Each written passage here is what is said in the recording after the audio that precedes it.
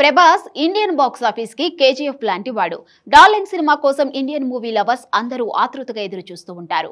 భాషలకు అతీతంగా అభిమానులను సంపాదించుకున్నాడు డార్లింగ్ ప్రభాస్. హీరోలందరి ఫ్యాన్స్ బాహుబలి అభిమానులు అంటే తన క్రేజ్ ఏంటో అర్థమవుతుంది. ప్రస్తుతం పాన్ ఇండియా స్టార్ హీరోగా భారతీయ బాక్స్ ఆఫీస్ ని ఏలుతున్నాడు. తాజాగా కల్కి సినిమాతో కలెక్షన్లు సునామీ సృష్టించి రికార్డు క్రియేట్ చేశాడు. ఇక డార్లింగ్ అంటే కేవలం సినిమా వాళ్లకు మాత్రమే కాక ప్రతి ఒక్కరికి ఇష్టం ఉంటుంది. ఆ జాబితాలో తాను కూడా ఉన్నానంటున్నారు తెలంగాణ ముఖ్యమంత్రి రేవంత్ రెడ్డి. తాజాగా డార్లింగ్ గురించి అతడి సినిమాలపై సీఎం రేవంత్ ఆసక్తికర వ్యాఖ్యలు చేశారు. అలానే ఆర్జీవీపై కూడా ఇంట్రెస్టింగ్ కామెంట్ చేశారు. ఆ వివరాలేంటో ఇప్పుడు ఈ వీడియోలో తెలుసుకుందాం.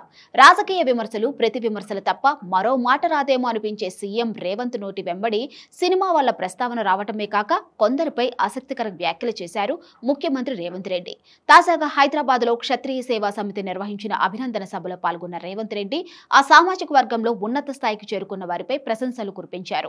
విజయానికి నమ్మకానికి క్షత్రియులు మారుపేరన్నారు రేవంత్. కష్టపడే గుణం వల్లే క్షత్రియులు ఏ రంగంలో అయినా సక్సెస్ అవుతారని చెప్పుకొచ్చారు. ఈ క్రమంలోనే క్షత్రియ సామాజిక వర్గానికి చెందిన కృష్ణంరాజు, ప్రభాస్, రామ్ గోపాల్ వర్మ గురించి ఇంట్రెస్టింగ్ కామెంట్ చేశారు.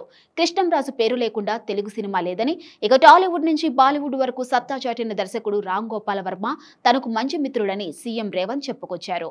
మరోవైపు టాలీవుడ్ నుంచి హాలీవుడ్ వరకు తెలుగు సినిమా రేంజ్ను తీసుకువెళ్లిన సినిమా బాహుబలిలో ప్రభాస్ పాత్ర లేకుండా ఊహించలేమని చెప్పుకొచ్చారు రేవంత్ రెడ్డి.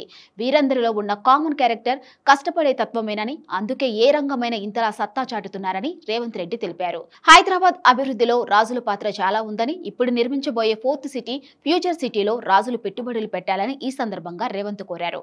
ఇక్కడ ఇన్వెస్ట్ చేసే వారికి తమ ప్రభుత్వ సహకారం ఎల్లప్పుడూ ఉంటుందని హామీ ఇచ్చారు. మరోవైపు హైదరాబాద్ లో క్షత్రియ భవన్ కావాలని విజ్ఞప్తి చేయగా మంజూరు చేస్తానని, మళ్లీ క్షత్రియ భవన్ నిర్మాణం అయ్యాక అందులోనే ఆత్మీయ సమ్మేళనం ఏర్పాటు చేసుకుందామని సీఎం రేవంత్ రెడ్డి తెలిపారు.